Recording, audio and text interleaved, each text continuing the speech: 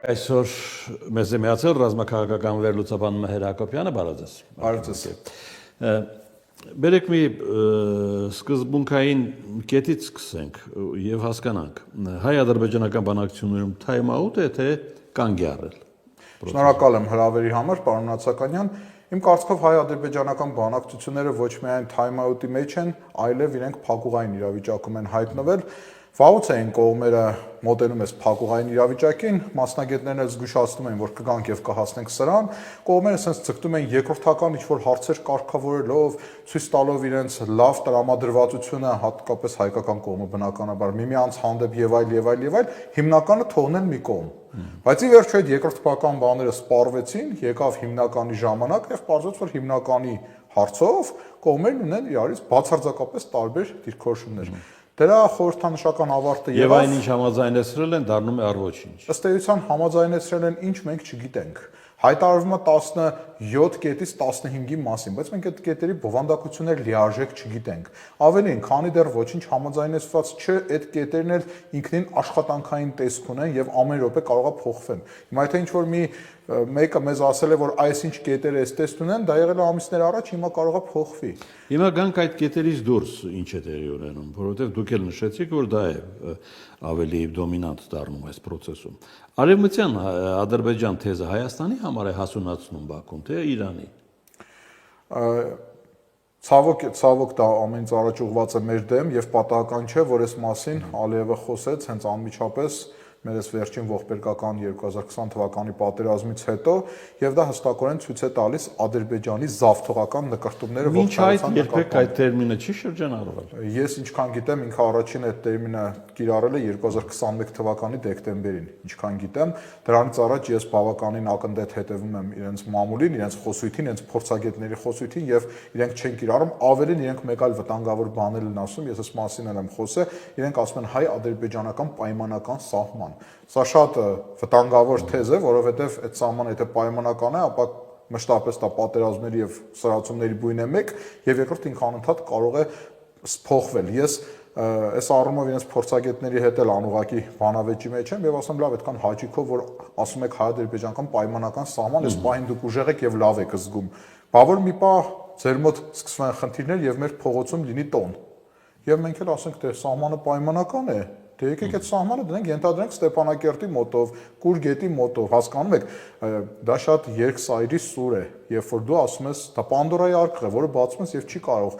ոչ ոք ասել, թե ուր կհասնի։ Հիմա տեսեք ռուս-ուկրաինական պատերազմը 2022 թվականի փետրվարին, երբ որ սկսվեց, ով կմտածեր, թե փետրվարի 25-ի դրությամբ պատերազմից մեկ օր անց կունենանք այս արունակամանող եւ ծանր վիճակը, երբ որ Ռուսաստանը փաստացի մտել է գոյաբանական պայքարի մեջ, ես այս մասին ձեր ստուդիայում շատ եմ խոսել։ Հիմա Ադրբեջանը, որ այսքան մեր նկատմամբ sense ագրեսիվ, sense նվաճողական ծրագրերով գալիս է, վստահ է, որ մի օր երբ որ մեր դանակը ոսկորին հասնի եւ մեր իշխանությունները մի քիչ այլ մոտեցում ունենան, չեմ ասում ինչ իշխանությունները, հանկարծ իրենք գոյաբանական խնդիրների մեջ չեն խրվի։ Այն պահանջները, որոնք այսօր Ադրբեջանը շրջանառում է, իրագործելի չեն դրանք։ Գիտեք, դա իրագործելի են միայն եթե հայ ժողովուրդը դադարի գոյություն ունենալ։ Ինչ է նշանակում Երևան, ինչ է նշանակում Զանգեզուր թուրքական իմաստով, թեև Զանգեզուրը ամենևին էլ թուրքական բառ չէ։ Գիտեք, նրանք չեն գիտակցում այնպիսի խոսել այնպիսի պահանջներից, որոնք չի ընկալվում։ Նայեք, իրականում խնդիրը կայանում է նրանում, որ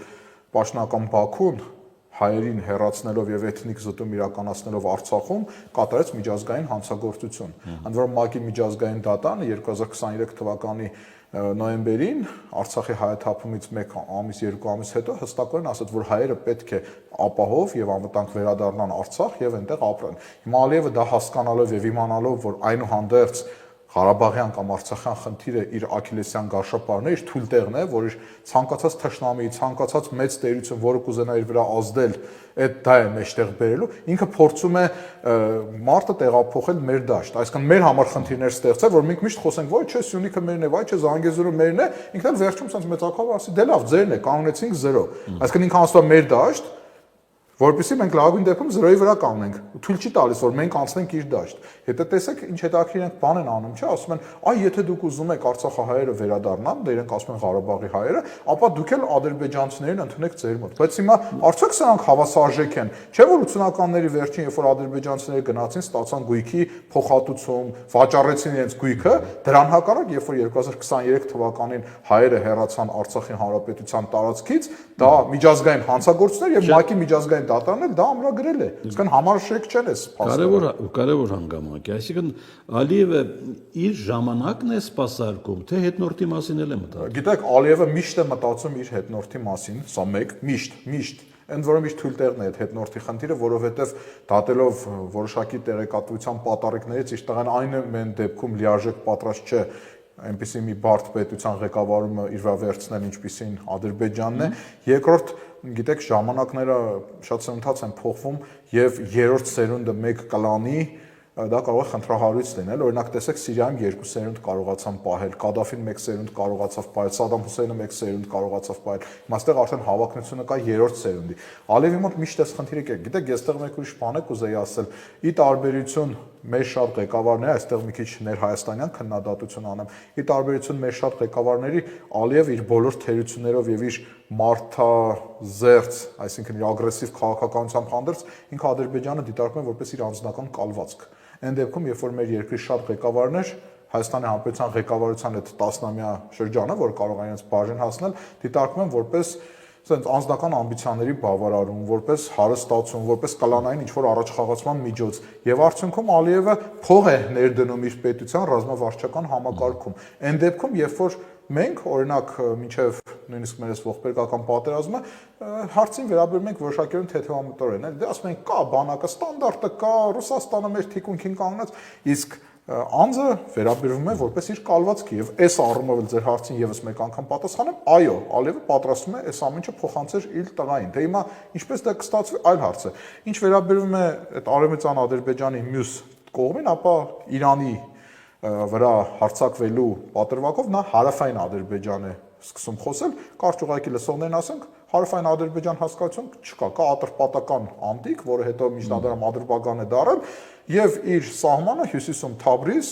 Արդաբիլ, հարավում Համադան, արևելքում էլ Ռեյ եւ մինչեւ Իրաքյան լեռնաաշխարհի ավարտը Իրանից եկող վերջին օրերի հայտարարություններին հետևում է։ Բավականին սրվեցին Իրան-իսրայելյան հարաբերությունները վերջին օրերին, գիտեք, Կովկասի մասով նաեւ։ Ցավոք այս խաղի մեջ Իրանը բացահայտ ասում է, Զանգեզուրի ճեղքումը մենք ենք խափանել։ Իրանը միշտ պետք է դա ասի եւ իրոք իր համար կենսական նշանակություն ունի այս ամեն ինչը, բայց այս պահի դրությամբ հերթական սրացումն է գնում Իրանի շուրջ եւ կան արդեն որոշակի կարծիքներ, որ գուցե Նեթանյահուն հարված հասցնի Իսրայելին։ Թրամփը ընդգծված դուրս է մնում սրանից, ասում է ես դեմ եմ, բայց ես օրինակ չեմ բացառում, որ դա կարող է Թրամփի եւ Նետանյահուի որոշակի համակարգված խաղը լինել, լավ ոստիկան, վատ ոստիկան առումով, Թրամփը լավ ոստիկան է, Նետանյահուն վատ։ Ի վերջո եկեք ընդունենք, որ Ամերիկայի Միացյալ Նահանգները որոշակի արբիտրի դեր է կատարում այս հակաբարձության մեջ եւ ինքը չի կարող բացահայտ ինչ որ մեկի կողմը կանել, ինչքան էլ որ իր հոգով եւ սրտով Իսրայելի կողմը լինի։ Մյուս կողմից էլ կարող է եւ չկանգնելով բացահայտ Իսրայելի թիկունքին փորձի Իսրայելի թուլության պատրանք ստեղծել, որպեսզի առիթի դեպքում, երբ որ Իսրայելը ինչ որ պահի հարված կստանա կամ կմտնի կոնֆլիկտի մեջ, ասի ամեն դեպքում մեր եղբայրն է եւ ես իր համար խառնվում եմ։ Այս առումով ուղղակի ասեմ, որ մյուս կողմից էլ պետք չէ սրացումների շատ հեռուն գնացող երևի հետևություններ անել, որտեղ նման սրացումներ շատ են եղել։ Նույնիսկ հիշում ենք, որ Իրանը իր բալիստիկ եւ անօթաչու թռչող սարքերով մասսայական հարված հասցրեց Իսրայելին, թեև արդյունավետությունը շատ ցածր եղավ։ Ամեն դեպքում Իրանի շուրջ խնդիրը մշտապես սրվում է եւ այստեղ քաղաքակրթական Իրանը խնդիր ունի, այս մասին շատ եմ ասել։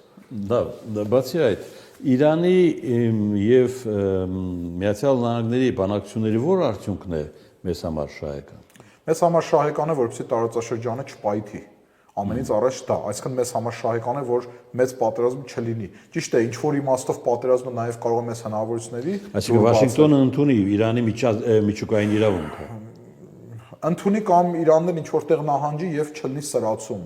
որովհետեւ երբ որ այդ սրացումը եղավ, դա անկանխատեսելի է։ Այո, ինչ որ տարբերակներում կարող է մեր համար նույնիսկ լավ լինի, որովհետեւ Ադրբեջանը խնդիրների մեջ խրվի եւ այլ, դառնա Սիրիա եւ այլ, բայց ավելի հավանական տարբերակներում մենք մեր մատակարարման հարավային հոսքից ենք զրկվում, Ադրբեջանը այդ իր խառը այդ պատերազմական իրավիճակի մեջ կարող է հարված հասցնի Սյունիքին, այսինքն դա մի հատ Պանդորայի նորից ասեմ արկղ է, որը կբացվի եւ մենք կանգնած ենք հենց այդ վիհի եզրին, այսինքն մեր սահմանից անդին, մեղրից անդին գնալու են պատերազմ եւ մենք չգիտենք այդ պատերազմում ինչը ոնց, ընդ որում այնքան մասշտաբային պատերազմ է գնալու, որ ասենք մեղրում մեր զինված ուժերը այդտեղ կարող է շատ մեծ խնդիրներ ունենան։ Այդ որ ասեցիք, Իրանը սկսում է լայնամասշտաբ զորավարժություններ։ Այո։ Զորավարժություններ են անում նաև Նախիջևանում, Ադրբեջանը եւ Թուրքիան։ Գիտեք, Ադրբեջանի ու Թուրքիայի զորավարժությունները մի կողմից պլանային են, այսինքն ինչքան իրենց վերջի տարիների այս զորավարժությունների տեմպը որ ունեն, միշտ պլանային են։ Ես ուզում եմ մեր անհանգստության Գիտեք, պարոն Ասակյան, աստիճանը տեսնենք։ Մենք միշտ պետք է անհանգիստ լինենք։ Ես նույնիսկ ասենց ասեմ, մենք հիմա չպետք է երբեք հանգիստ լինենք։ 2020 թվականի պատերազմից հետո այն ձևի փոխվեց ուժերի հարաբերակցությունը ի վնաս մեզ, որ հիմա մենք իրավունք չունենք հանգիստ լինելու։ Մենք պետք է գիշեր ցերեկ մեր պաշտոնյաները պետք է քնեն իրենց աշխատասենյակներում անվերջ խորհրդակցություններ անեն, էֆեկտիվ սխեմաներ ու պլաններ մտածեն, թե ինչպես, որովհետև մենք այս պահին կանգնած ենք վիի եզրին, անդունդի եզրին ենք կանգնած, եւ մեզ չեն հարվածում ընդհանրապես միջազգային կոնսենսուսի բացակայության պատճառով։ Ես չեմ ուզում թերագնահատել մեր զինված ուժերը, այո, երբ որ մեզ սեղմեն, մենք մարդ կտանք եւ դա անկասկած է, բայց ուժերի անհավասարությունն այնքան է, որ թշնամու կողմում գայթակղությունը շատ մեծ կլինի մեզ հարվածել։ Այսինքն այնպիսի վիճակում չենք, որ ահա հասանք ստեղ եւ հանգստացանք։ Այնքան մենք դեռևս տեղ ունենք առաջ գնալու, որ հասնենք այդ երևակայական սահմանին, որից հետո հանգստանանք։ Բայց դե մենք ինչով ենք սպառում, հայտնի է մեր օրակարգը։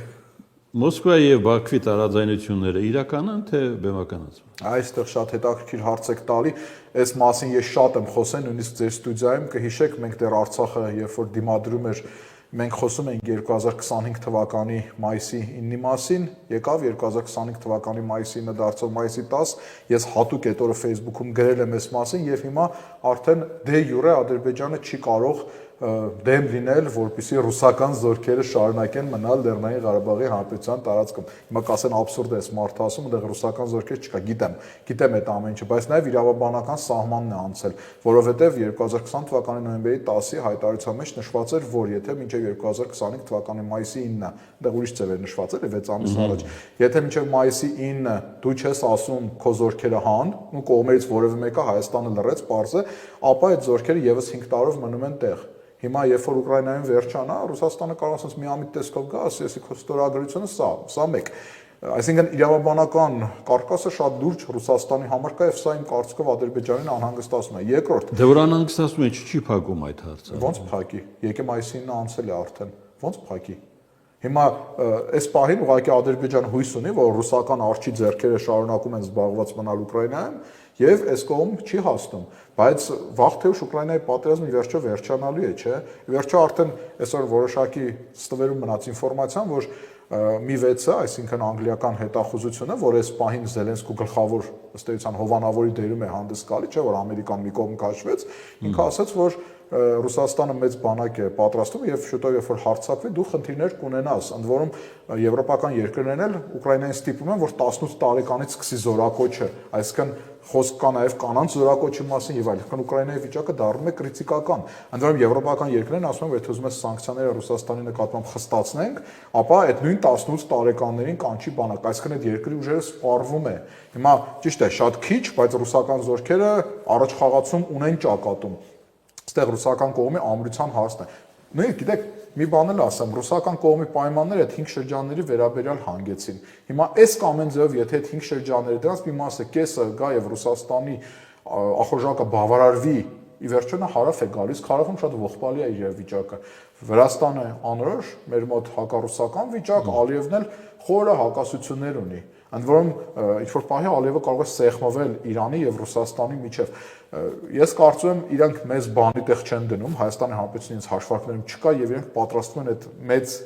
հակամարտությանը, որը կլինի, երբ որ Ուկրաինայի հարցը լուծվի։ Եթե Մոսկվայում խելոք լինեն, իրենք պետքա ուղղակի դնեն նոյեմբերի 10-ի հայտարարությունը եւ Ալիևին ասեն, իմ զորքը պետքա լիներ այնտեղ, բնակչությունը պետքա լիներ այնտեղ։ Դրան Ալիևը ինչ պետքա պատասխանի։ Ասենք ես չգիտեմ ինչ պետքա պատասխանի դրան Ալիևը։ Շփտա եւ ինչ ասի։ Չկա, ստիպեց շանտաժով, սովահարությամբ վերեց մի իրավիճակի, երբ որ բնակչությունը հեռացավ։ Հուսանք, պարոն Ասական, հուսանք, բայց դե մենք պետք է մեր խնդիրները լուծենք, իսկ մենք զբաղված ենք շատ հետաքրքիր իրավիճակներով։